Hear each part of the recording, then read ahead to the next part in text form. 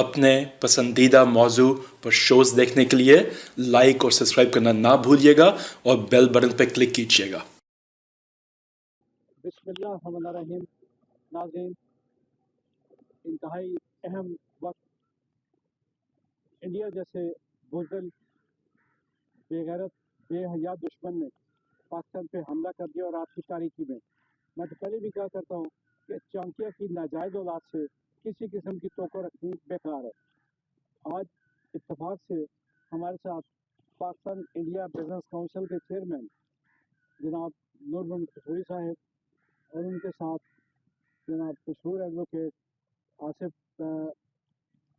But صاحب موجود ہیں، جو نظریہ پاکستان کے چیئرمین بھی ہیں۔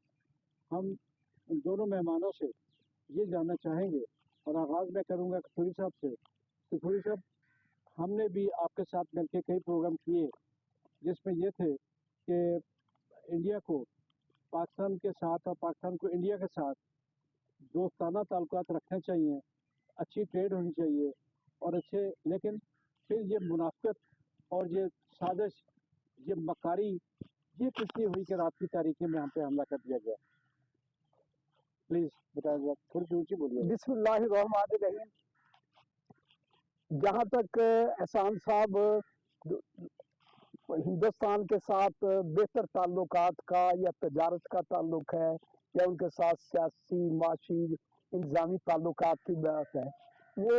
ان کی ایک علیحدہ اہمیت ہے اور افادیت ہے۔ ان پر ظاہر ہے اس وقت بحث کرنا میرا خیال ہے کہ شاید میں بھی مناسب نہیں سمجھتا۔ ان کئی پروگراموں میں ان کی افادیت بھی بتا چکے اور ان کی وہ جو ہے ضرورت ہے وہ بھی بتائی ہے، لیکن میں یہ سمجھتا ہوں کہ اس وقت جو یہ صورتحال بنی ہے، خاص طور پہ جو یہ 22 اپریل کا جو واقعہ ہوا کشمیر میں ہندوستان کے جو پہلگام والا، اس کے بعد احسان صاحب، میں تو ہمیشہ ایک بات کہتا ہوں کہ انسان کو نا بات جو بھی کرنی چاہیے نا سچائی کی بنیاد پہ کرنا چاہیے، اور ایسی بات کرنی چاہیے جو مناسب ہو، اور کیونکہ ہم جب تک مناسب بات نہیں کریں گے، قوم کو ایک مناسب طریقے سے ایک بات پہ نہیں بلائیں گے، میں سمجھتا ہوں کسی بھی قوم کی نہ تربیت ہو سکتی ہے، نہ ان کے ساتھ اچھائی کی بات ہو سکتی ہے، نہ ان کو ایک اچھائی کی راہ پہ۔ اس میں یہ جب واقعہ ہوا ہے، میں ایک ایز اے پولیٹیکل کارکن، آپ بھی جو سمجھتے ہیں کہ میں 67 سے عملی طور پر سیاست میں ہوں، اور سیاست بھی مجھے ایک ایسے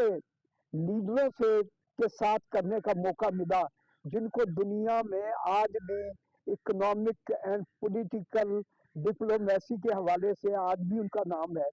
ذوالفقار علی بھٹو صاحب۔ ذوالفقار علی بھٹو کا جب نام آتا ہے تو آٹومیٹکلی ایک امپریشن، مطلب کہہ سکتے ہیں کہ ایک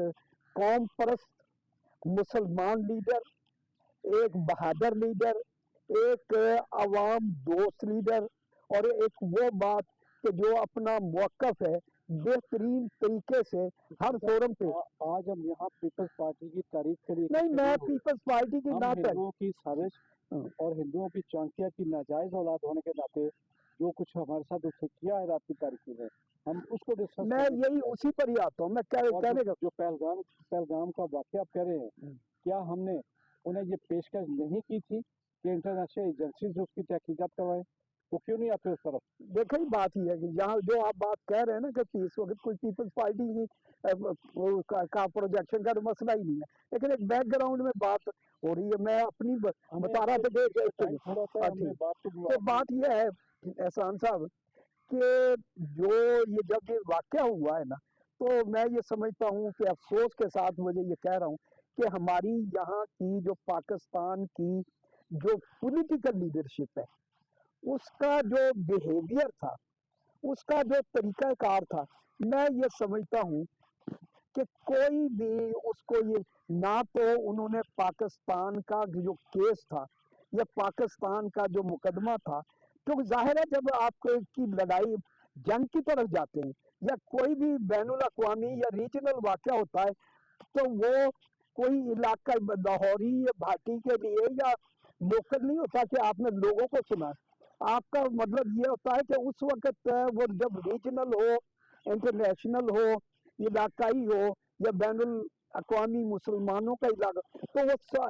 اس طریقے سے آپ نے کام پہ جانا ہے، اپنا موقف اس طریقے سے بیان کرنا ہے کہ تاکہ وہ جہاں جن لوگوں کو آپ نے پیغام دینا ہے ان کو اچھے طریقے سے آپ کا پیغام سننے میں مدد ملے. ہماری جو کیا اگر یہ پیغام ان کی ڈپلومیسی کہ یہ پیغام چلے جاتے تو ان کی منافقت رک جاتی؟ نہیں، دیکھیں بات پتہ ہے کہ اس سے یہ دیکھیں نا فرق یہ پڑنا تھا کہ جو جیسے کہ ہمارے جو وزیر دفاع ہیں ان کا جو بیان آیا کہ ہم 30 سالوں سے یہی کہ انڈینز ہے وہ اپنا یہ کیس بنا رہے تھے بیک گراؤنڈ میں کہ پاکستان میں جو ہے ٹیررسٹ کے کیمپ ہیں، یہ ٹریننگ دیتے رہے، ان کا ایک پروموٹ کرتے رہے. تو ہمارا وزیر دفاع بھی وہی کہہ رہا ہے